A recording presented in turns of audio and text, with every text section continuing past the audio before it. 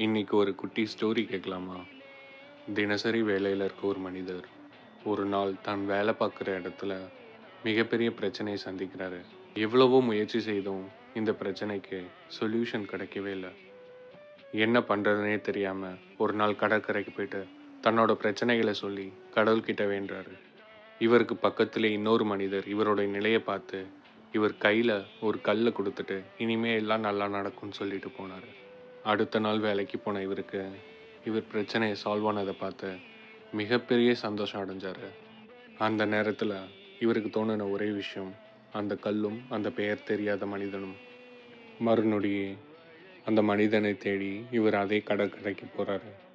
நிறைய இடத்துல தேடி எங்கேயுமே தென்படலை. ஒரு வாரம் ஆகுது, பல மாதங்கள் ஆகுது.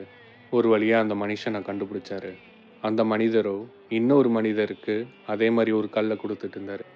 இவர் அதை பார்த்துட்டு, நீங்கள் கடவுள் தானே, நான் உங்களை ஒரு வழியாக பார்த்துட்டேன், எனக்கு எல்லா பிரச்சனைகளையுமே தீர்த்துட்டீங்களே, ஒரு கல்லை கொடுத்துன்னாரு.